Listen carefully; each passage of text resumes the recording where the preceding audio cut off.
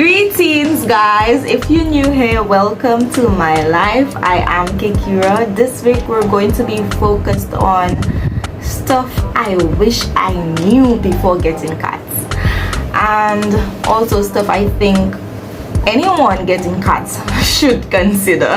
I'm pretty sure some of you guys have seen kittens in my previous vlogs. I think it's time to formally introduce them before they take offense. Just kidding guys, if you haven't, this is Keeper and he's a boy, and this is Daisy, she's a girl, and they're only 9 months, but they seem really grown, right? I've been meaning to do this vlog a while now, but boy oh boy, they've been keeping me busy.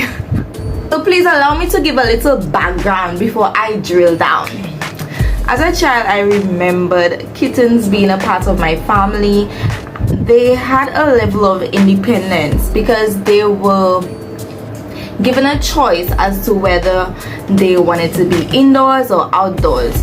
So when indoors, we cuddle them, they sat on my lap, on our laps, and it was truly a fun-filled experience. So guys, I've always had the idea of getting cats again when I became an adult. Then I became an adult and the idea pushed further to when I get my own place. Yep, especially since apartment owners most times have rules against having pets.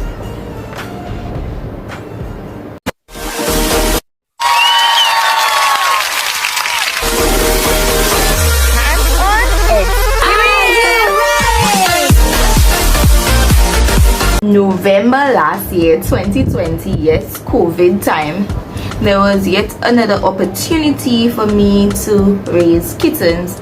I was not so excited about the idea as I saw a few reasons why it would not be feasible, but I was persuaded by my friend who loves the idea of having cats.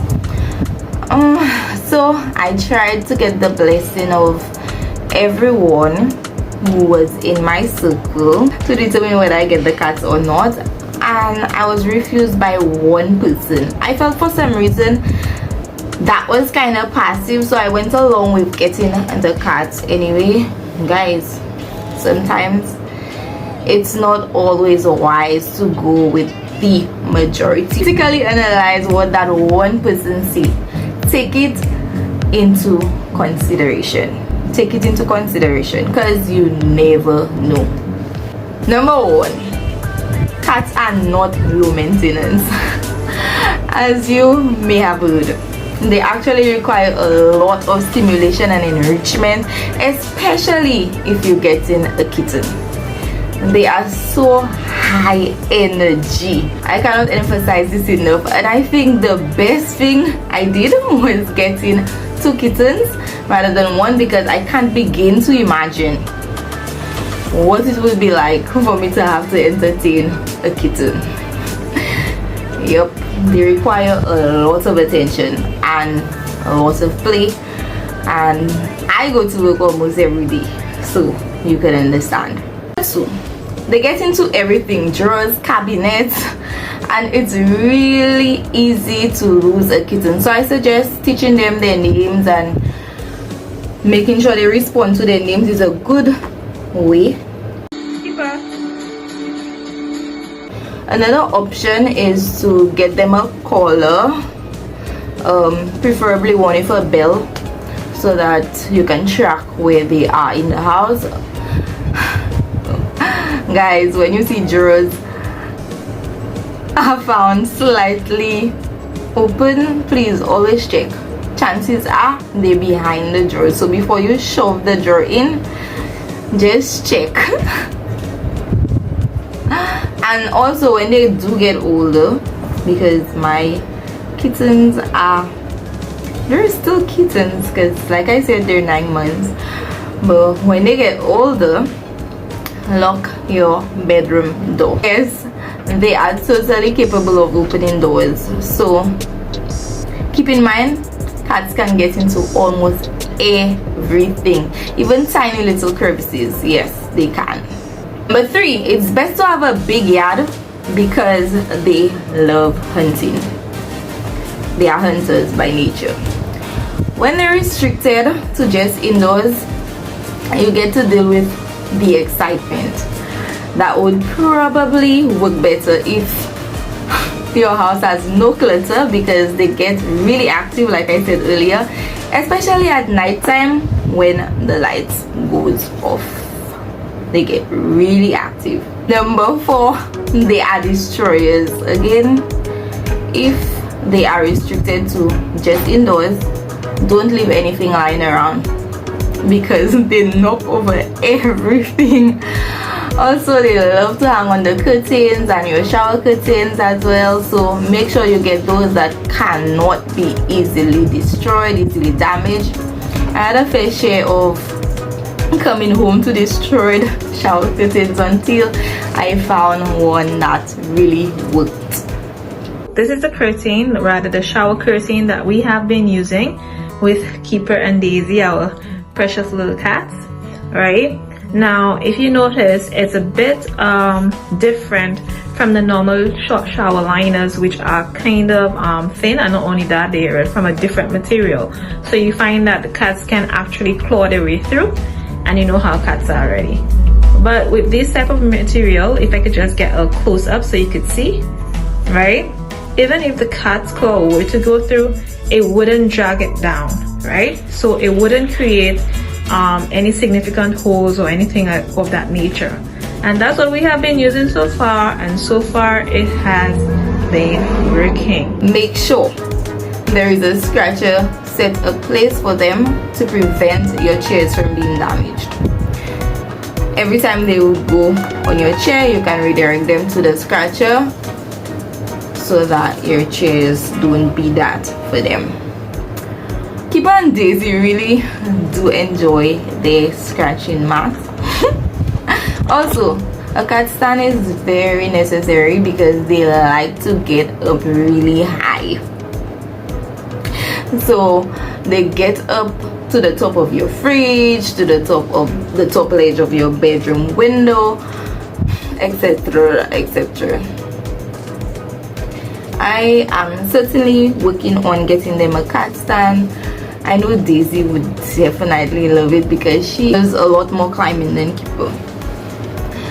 They also like to be in the window. So make sure the window nets are secured so that they don't get outside. So you need stuff like a litter box, toys, a home for them. You also need a bowl. Most times they hide for the first few days, so it's best to keep them in the home or in the house that you have for them so they can acclimatize. Number 5, don't pet them with your hands. I know it looks so cute, but don't do it. Let them play with the toys you get for them, because if they get accustomed to your hand, then they won't want to play with the toys. And for your protection as well, as they grow, the bites get a lot harder and you don't want to spoil them. So try as well to feed them at a set time because they like consistency. Don't feed them when you're eating or when you're having a family lunch. That is very important. Don't drop food on the floor for them or put it in their mouths and so forth. That way, listen, they won't follow you around meowing while you're eating. They won't follow you around meowing like when you're eating or trying to steal your food. They won't do that. So that is one of the ways you get them not to do that. Number 6, our final number. This one is a bit annoying. They drop a lot of food and it gets into everything. It's like just there in the atmosphere, all over the place. So to try to mitigate that, try brushing them and bathing them like really early, so that they get accustomed to being brushed and having showers. And the last thing, very important as well, essential, get an air freshener, one that is preferably plugged so that it can disperse on its own, and change the litter box frequently to prevent noisome odors. Change the litter box frequently. You don't want persons coming at your house and then what is this? You don't want that. So guys, let's sum it up really quickly. Cats are not low maintenance. They get into everything, cabinets, everything. It's best to have a big yard when getting cats. They are destroyers. Don't pet them with your hands. And finally, they can drop fur everywhere. Your atmosphere becomes a furry place. So this was hands-on experience with Caekira. Feel free to drop your comments in the box below, in the comment box that is.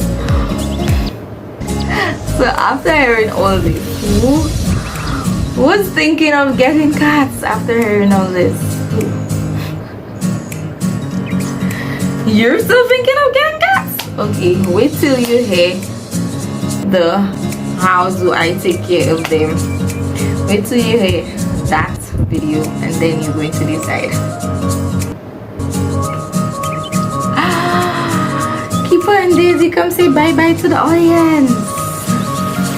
Keeper. Until next time, guys.